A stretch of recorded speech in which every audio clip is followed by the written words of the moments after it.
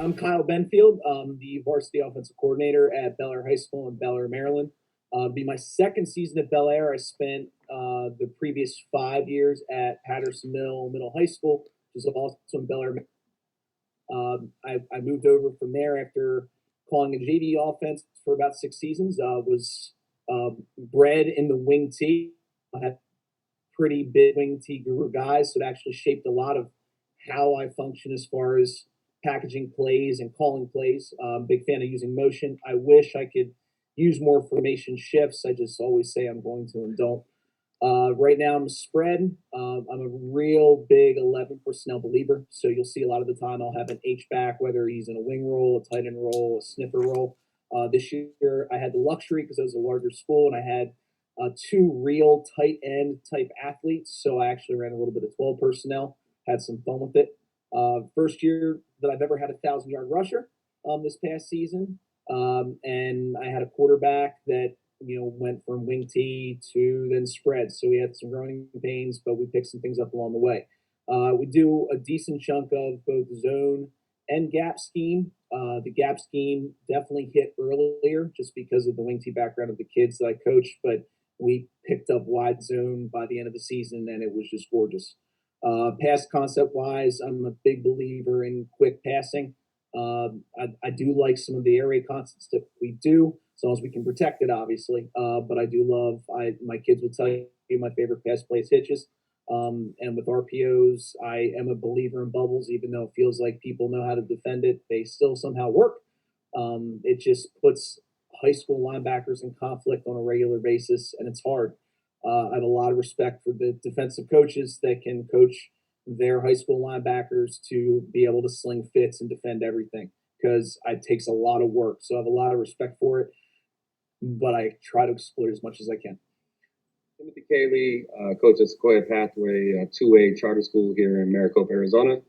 Originally got most of my coaching experience at Highland High School in Gilbert. They did this year just win the 6A state championship game, and they're playing the Geico Bowl this Saturday in Vegas. Learned under Brock Farrell and Jason Lyons. Co-coached with Coach Bartz for a minute, Cody, who was a previous person on your podcast. It's going to be a 3-4 cover 4 base concept, and formation dictates if we become a 4-man front or a 5-man front. A lot of quarters coverage behind that. I have never had athletes to this day really to run a pure man, so I'm big on zone concepts and things of that nature. Prior to that, I coached at Eagle High School in Eagle, Idaho.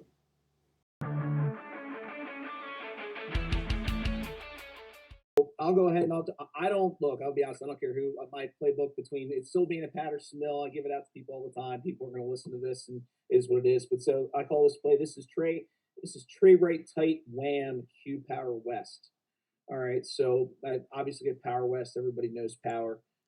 My game plan here is that I think one of the best things that I learned being at Patterson versus what we did with the wing T is that our rules were just obnoxious, and we tried to simplify things and make adjustments based off of defense.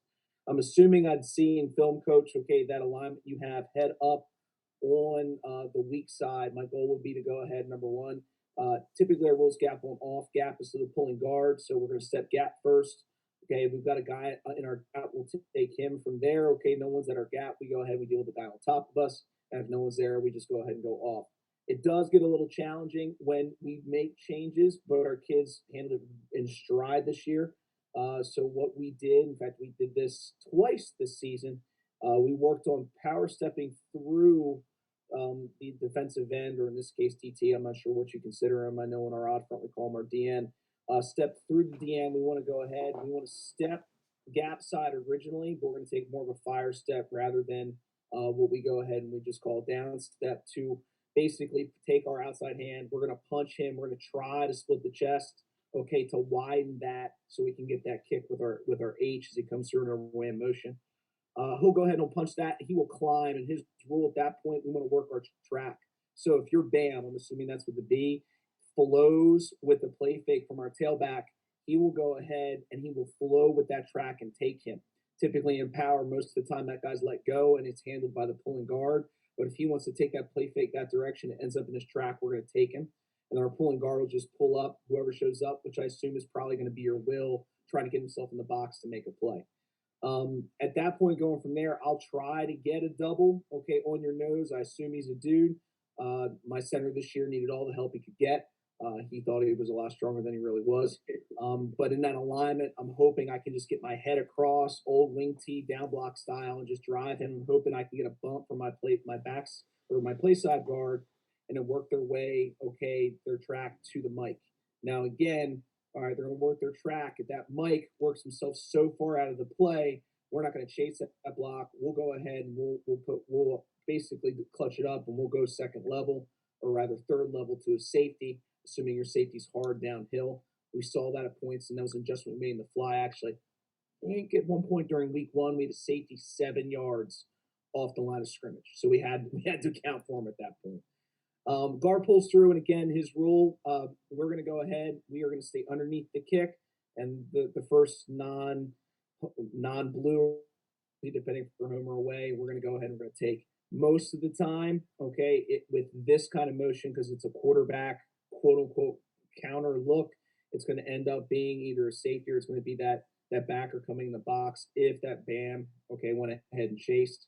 At that point, our backside tackle, he's going to step gap. Again, that's a step to a pulling guard, try to cut off any penetration that we'll get. So if that Mike blitzes over top of the pulling guard, he will literally just step knowing that guy, he is more important, and he'll try to wash him into that nose wherever he can to stop penetration. If that Mike does not blitz, he'll go ahead and almost attempt to pass off, almost like in a true double, like you would get in a zone play, to our backside, to our tight end, and then they will release and pick up whoever's second or third level shows up. A quarterback goes ahead and doesn't get a full ride, even though it looked like that in that play. He'll go ahead and he'll open like he typically would on any of our outside mesh. He'll go ahead and ride that hard, pull it, and he'll go ahead and, like wing T, like you're talking a halfback following a guard on buck sweep, he'll get his hand on that guard and help guide him where he needs to go, and hopefully we get a nice cut. It'd be nice if we can get that backside bend. We've had that. We've had forwards sometimes just screw it. You're going to knife it up and get us 6 yards in the first play. I don't like home run plays in the first play. It's not my style. And I went back and tracked this over 3 seasons. Typically, it's like 80, just shy 80. I think it was 78% of the time. If we can go ahead and score the first drive, we win the game. So my goal is to go ahead and say I out-schemed you and I nickel and dimed you to death, which is not typical of a spread team, but we try to score. And it doesn't always happen just chucking the ball up the first play or doing something stupid. So that's my response. I'm interested to see what you have for me. I'm a weak side blitz person. I like to come from the weak side predominantly all the time if I could. So what happens is my nose, I'm going to be this play would be what I call soar, Will Bullets key. So soar is going to our alignment. S looks like a 5. So that was my logic. So it's going to be a 5, 1, 4 front for my front 3. My Mike and Buck are going to be head up over the guards, heels on 5. My Sam is going to have his outside foot forward, shaded outside the tight end. This way, when he can step forward with his hand and to get more contact and more aggression, I'm looking to stretch the play out for a run rather than go off the edge for a speed rush. His read is going to get his hands on the tight end, and if it's a run, stretch it out. If not, he becomes a slice player. So his job is to get underneath the number 1 receiver, wherever that is, whether that's a hitch or if he does a go. The corner and the strong safety on the wing side, they're both key number 2. So they're going to be looking at your wingback. If the wingback does anything of an out route less than 5 yards, the corner's going to come down and jump it. And I'm asking my safety, because he's going to be doing 3 walk steps back. Once you read it, if you see number 2 do an out route, to open up and get on top of number 1 quickly. If not, if they both go vertical, then they stay in their man-to-man concept. On the backside, we're playing man-to-man with the corner. He's going to be jogging basically in place. I can't think of the words I normally call it. Chopping his feet, and he's going to react based off of what you do. So if you do a slant, he's coming down hard. You do anything out, he's going to jump on it. If not, he just has a nice little cushion. The nose is going to be in a 1 technique. he is going to be shooting through the strong side A gap. He's going to be, of course, fielding the double team and reading the mean of the guard.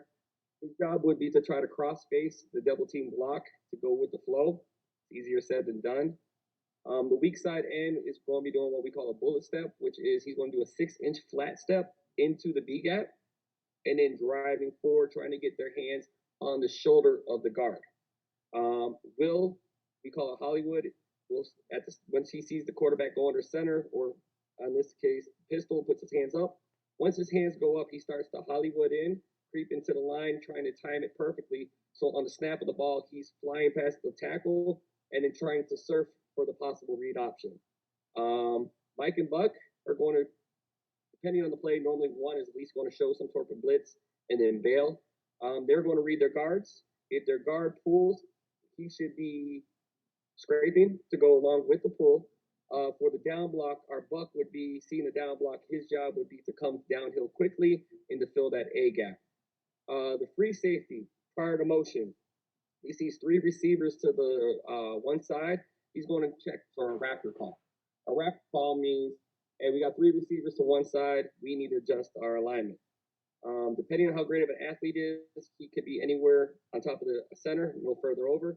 If he's less of an athlete, then he goes guard to tackle. And what his rule is, I call it 3-1-3. If 3 goes vertical when I do my walk steps, that's my automatic go. I got to take him. With that, if number 3 goes vertical, Mike needs to do a re-step and ride with him. Next one is, if 3 doesn't go vertical, snapping my eyes back to 1. Do I need help there? If either one of those go out for a pass, he's an absolute free player. He's also the alley player to clean up wherever the will linebacker is. My defense, or the defense when we run, is designed where the safeties make the linebackers right every time or try to cover up those mistakes. I hope that answers everything.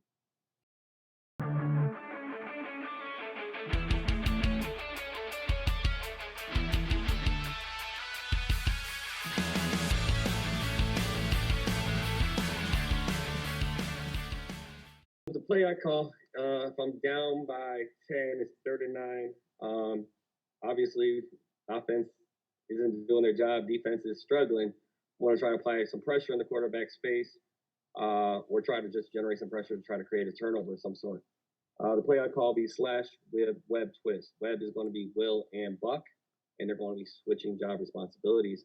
I'll be running the cover 3 behind it, but I'd have the weak side safety rolling down.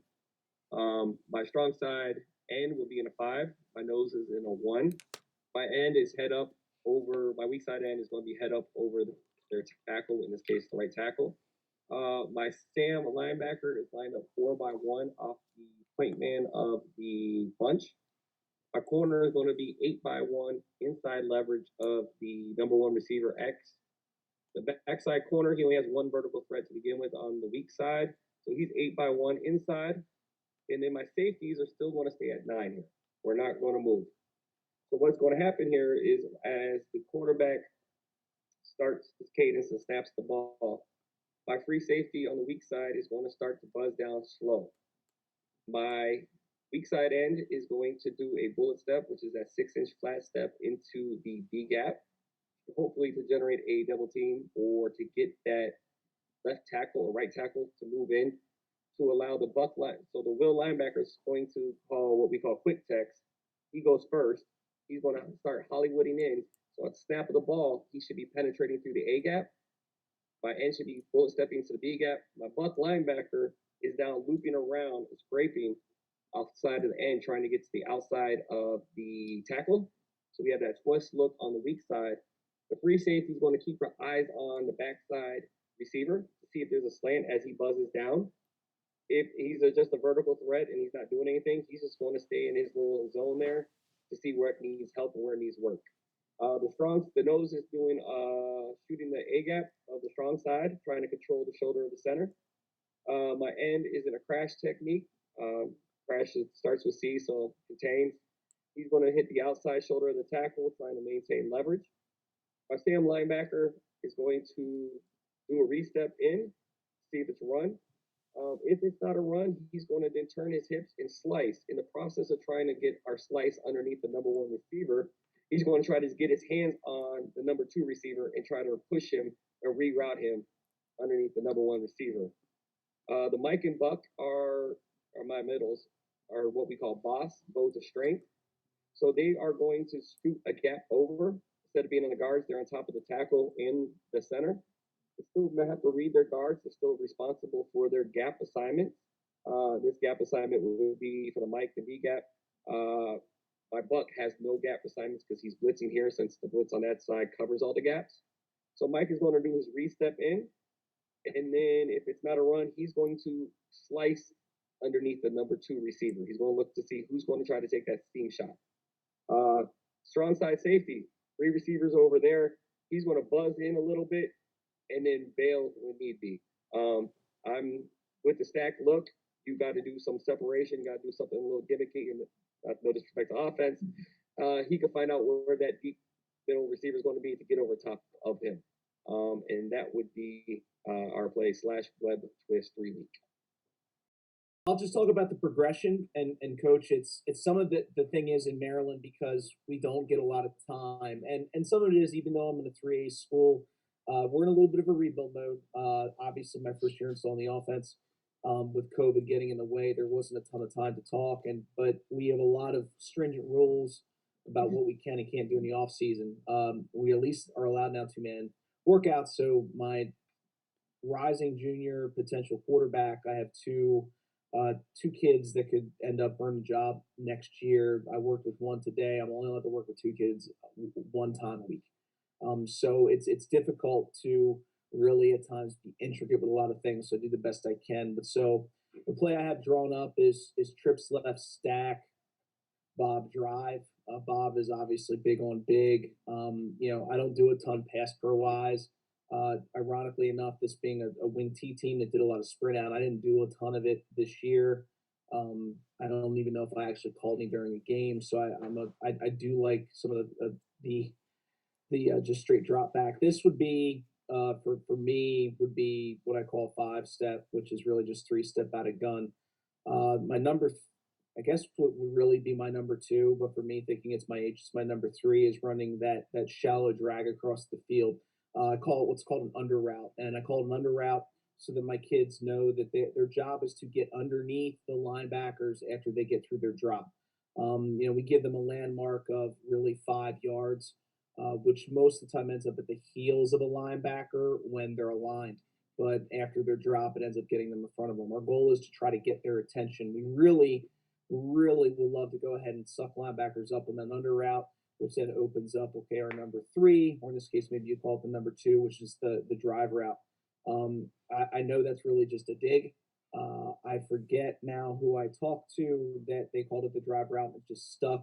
In fact, he even commented how I know that Hal Mumm and Mike Leach call it something different. I don't care. I'm not changing what I've called it. But we really push anywhere from 10 to 11 yards, and it's rounded off like that for a reason. You talk about, not having the true athletes to run man. I haven't had the true athletes to be able to go 10 to 12 yards and cut that clean and end up in the middle of the field so my quarterback could actually throw the ball.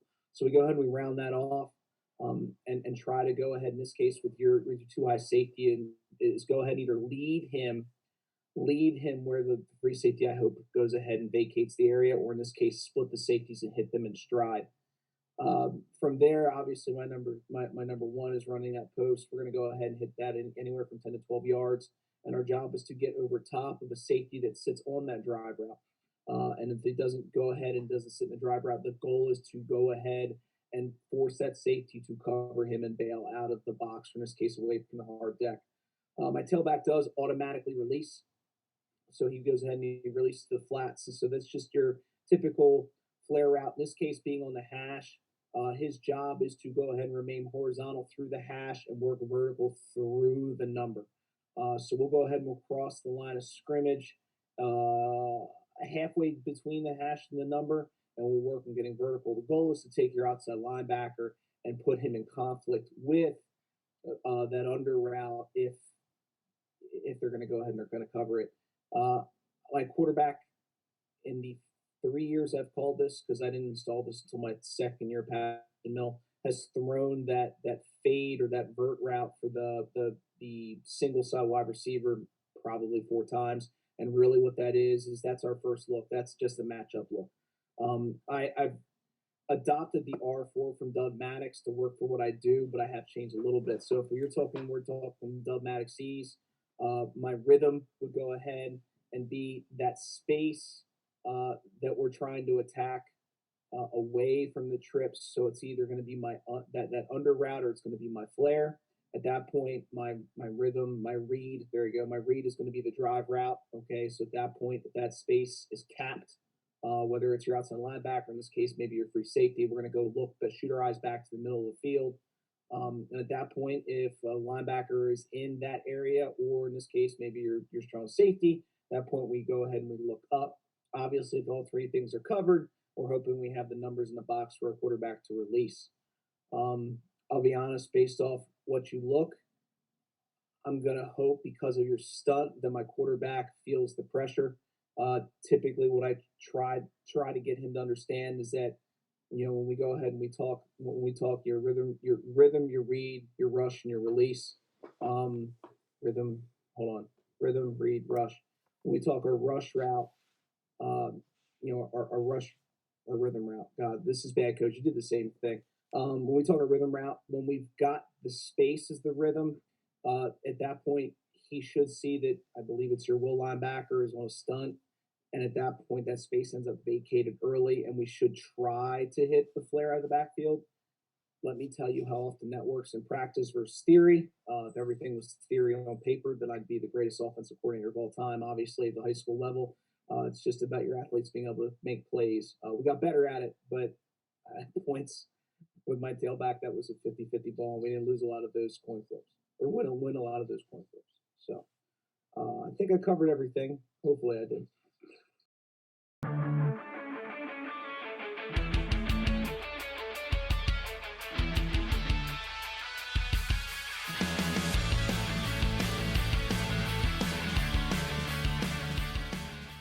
Play I have drawn up. All right, for me, I call this wing. This is wing right stack wham Q kick east go.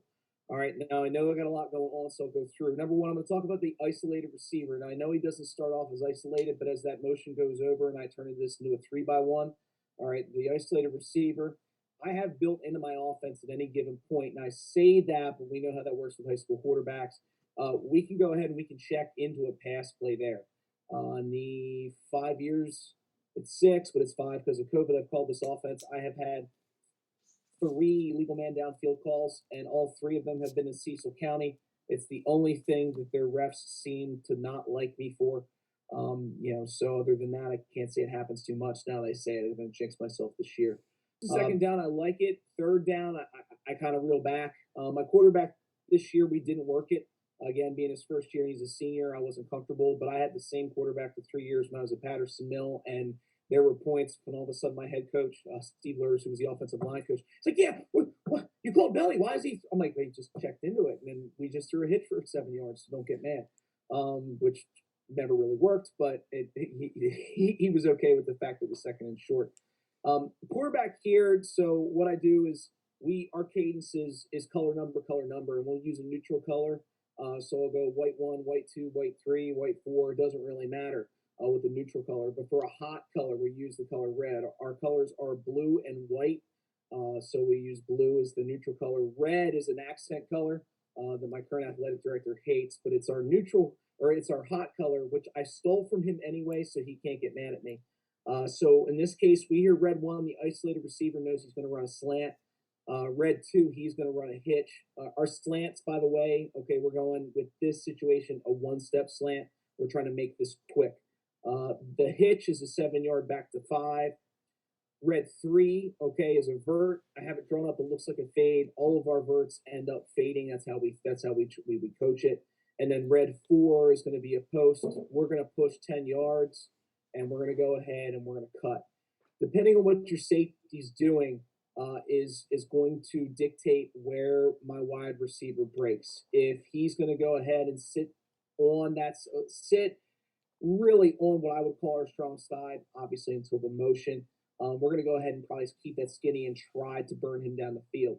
If he sucks up because he's thinking about getting in the run fit, he's probably going to try to get into a space he vacated to make it an easier throw for my quarterback. In this play, if he came out the 4x1 with how your box looked, I don't know if my quarterback would check into it. I have done it in the past where I've yelled it from the sideline. Depending on how my quarterback wide receiver relationship looks at that point, considering we're down 14-0, I might take that shot. Let's talk about the rest of the play. So kick is really nothing more than a wide trap. It's a Q kick, so my quarterback's going to run this. Again, I'm using the motion and the play action, or in this case, the play fake with my running back to go ahead and hopefully give my quarterback a little bit of some running lane. Now, I know based off your alignment, I don't have any on account to account for your BAM, or in this case, your strong safety. Like I said, what I'm hoping is with flow because of motion and with the play fake that we go ahead. We at this point it's my quarterback versus your safety, and again I'll take that because if you make the play at 5 yards, it's now second. It's 2nd and 5, and at this point I'm going to hope I can nickel and dime you down the field, maybe take a shot here or there, and maybe get a touchdown. Again, it's third quarter. It's not the end of the game. I can still be conservative and do what I want to do and stay on schedule. As far as the blocking scheme concerned, it is no different. Okay, than any of my other gap scheme. We work gap on off. The only thing that changes is my pulling guard. He's no longer through. He's going to kick. And in this case, because you're in this tight 3, and if you showed me this in film, Coach, we would have worked this. But in a game, we probably would have screwed it up if we hadn't seen it on film. We're going to go ahead. If we get that 4-eye, we're going to block your defensive end, which I know is a challenging block for my play side tackle, but we're going to go ahead and wash him, and we're going to kick out, in this case, your strong side linebacker. Now, again, I know when you look, you're like, my BAM, and I know you don't call him as BAM. For me, it's BAM. If your BAM runs 3 on him, hoping as he chases my running back. If not, my quarterback's got to be an athlete and pull that and hope he can get around him. My play side guard and then my center are going to go ahead and double your nose, obviously take their track to whatever backer shows up. So hopefully, okay, your BAM flows with the running back and he gets in that track. If he doesn't, at least he's over there, hopefully enough he can't make a play. At that point, if no one moves, obviously we're taking care of the mic then with that track. Backside guard pulls kicks. All right, so he's doing his flat pull. We have both flat pull, and we go ahead and we have our kick pull in, but we just did flat pulls this year. That's what they were comfortable with. My backside tackle, his rule still gap on off. In this case, gap is to the pulling guard, so he's going to take a hard step to seal off any penetration. I have in the picture that he handles that 4-eye, which would make sense because the man on the line of scrimmage is more dangerous than a blitzing linebacker. But if he has to go ahead and pick up a stunt, whether your Will comes in, whether your Mike blitzes, obviously that guy being closer to the play is going to matter a little bit more. You'll notice, okay, on the back side of the play, okay, I have what looks to be a bubble go, and that's exactly what it is, which is how it's tagged go. Go is my bubble go. Quarterback will go ahead if he likes the look, and I'll be honest, what he's reading here at this point is we're going to have the one-on-one with the corner. We always assume the corner is smarter than our fake stalk block. So what we're going to do is we're going to read the safety on that side. If your free safety comes up hard in the box, my quarterback is going to pull that, ignore the run play entirely, and we're going to take a shot. We're going to take that one-on-one. Typically, I'm only calling the go with my best wide receiver. In this case, it would be a junior that we had this year that never played football before, and all 5'3" of him attack the ball like I've never seen a kid attack the ball in my life. So if your safety pulls up on that to get into the run fit, my quarterback will pull that, and we'll take a shot first down. And if we catch it, it's great, Coach. We might all of a sudden be on the other side of the 50 or maybe even a touchdown. And if we don't, it's 2nd and long. We'll live to fight another day. I'll start from the D line, work my way back, because I jump all over the place this way. Everybody can stay on point. So I'm going to call what I would call Puma Eye, which is going to be a 4-eye, 4-eye. For those of you that don't know 4-eye, it would be I have my ends shaded to the inside shoulder of the tackles.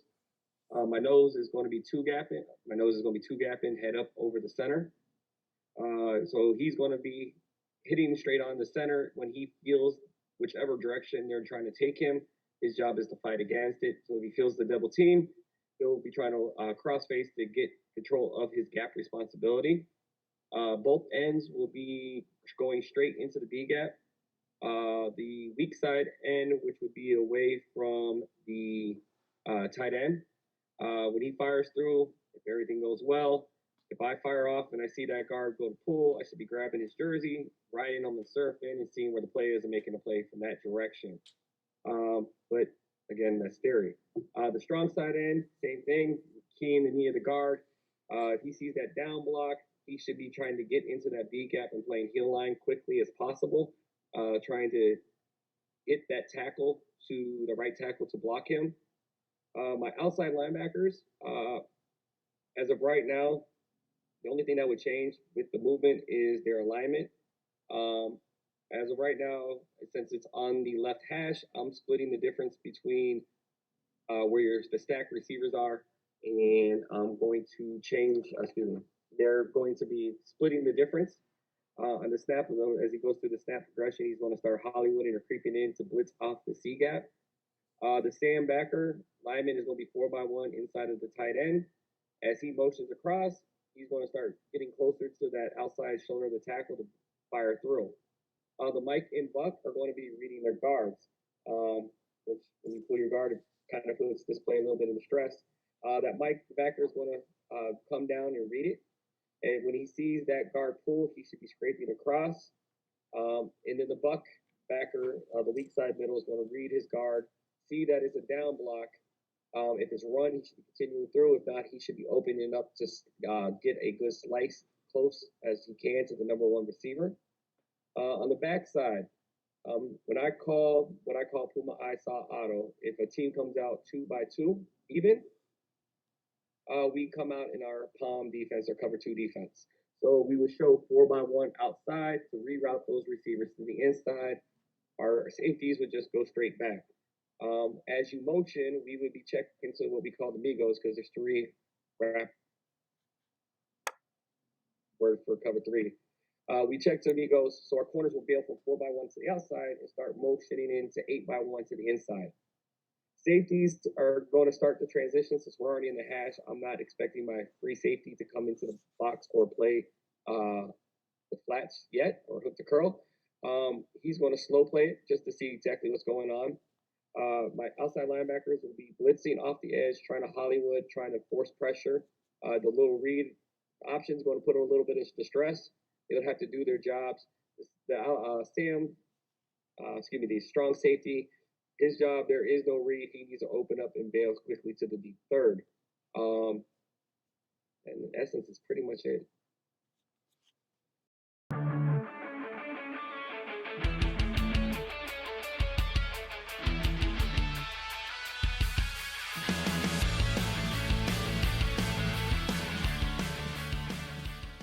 Drew this up, wasn't a big fan of it. I would have picked something else, would have probably ran cover 6, but I already picked it, so we're going to make it work.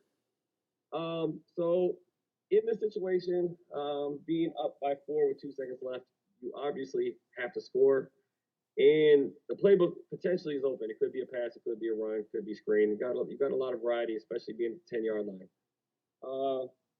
Based off of what I would do here on my front, is my will linebackers lined up in a 5 on the weak side. My corner is going to be about 4 yards off, maybe 5 yards off, 1 yard slightly offside of the tackle. My weak side end is going to be in a 3 technique, outside shoulder of the guard. My nose is in a 1 technique to the strength, and then my strong side end is in a 5.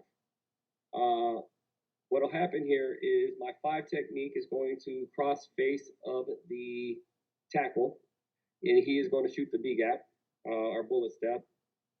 My nose and my defensive end are going to basically, we call it a jet, but they're twisting, for lack of a better term. The goal here is to get 4 hands on the center and drive him straight back. So what's going to happen is that nose is going to do a flat step from the strong side A to the weak side A and attacking the opposite shoulder where he started of the center. The 3 technique is going to loop behind the nose to get another 2 hands on the center and to drive him straight back.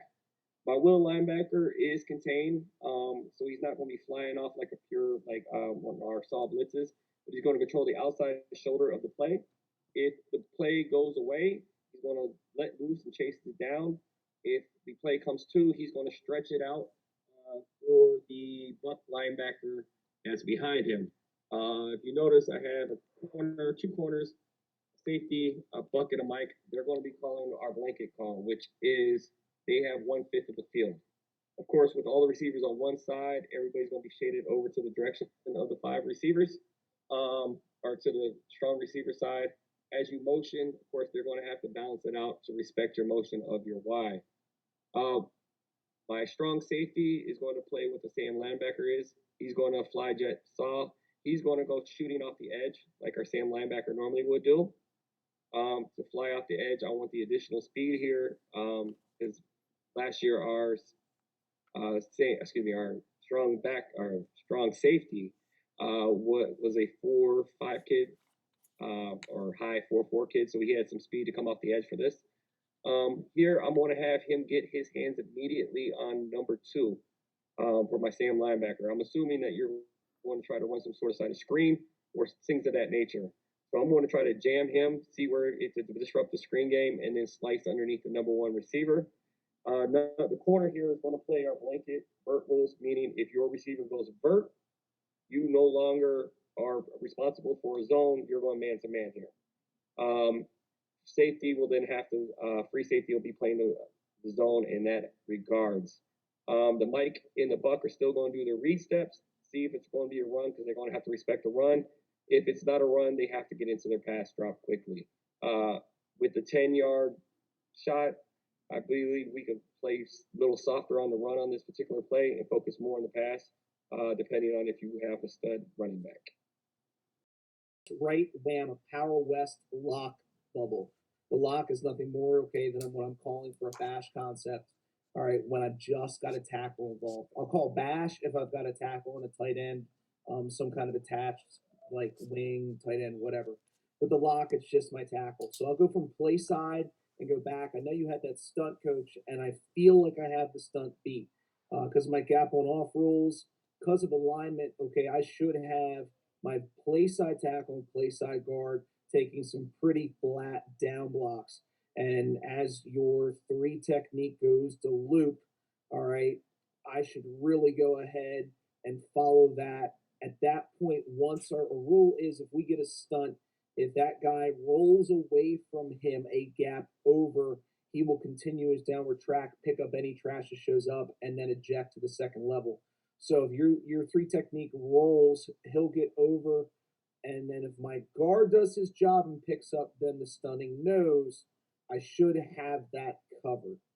All right. At that point, obviously, my center should pass it off and then should be able to pick up any trash that shows up over my backside guard that's going to go ahead and pull through. Now, the lock, what's going to happen with my backside tackle, rather than going ahead and taking, in this case, a fire step or a down step towards the pulling guard, he is going to make the attempt to hook and seal. Okay, looks like, hold on, your 5 technique, defensive end inside. We want to influence that. And so what my quarterback's going to do is read your buck linebacker over top. And the goal is to go ahead and if the quarterback likes that matchup is to be an athlete and make the play. Now, I will be honest. You'll notice I want to seal him out, influence in. My quarterback looks like he's going inside. What I'm hoping is I can find a scene between your blitzing strong safety, all right, and then hopefully your buck, hopefully following that pulling guard, which is why the bubble's nothing more than a distraction. I have numbers over there if your free safety at 6x1 doesn't chase the bubble. If he doesn't chase, my quarterback hopefully is good enough to not treat it like it's a distraction anymore and throw it like it's true triple option. He's probably not. But honestly, looking at what I have play side, my H should be able to take care of your will, considering he is pulling side contained duty. My guard should be able to pull through and pick up, and I just have numbers just running power. And again, I had a kid with 1,000 yards. The real goal is to hand him the ball and let him go ahead and get those 4 yards for us. I know I showed nothing but gap scheme despite the fact talking about zone, but it was at points our bread and butter, so that's why I've stuck with it. Plus, anytime you pull a guard or you send motion, it does make linebackers think more than they really need to. I'll be honest, probably live or die by my quarterback here. If he thinks he needs to be the dude and pulls this, he may make a mistake. But if he just hands it off, I think I got it. which is why I like this formation, because it does give me some options to outplay you depending on how you defend it. So I think I covered it.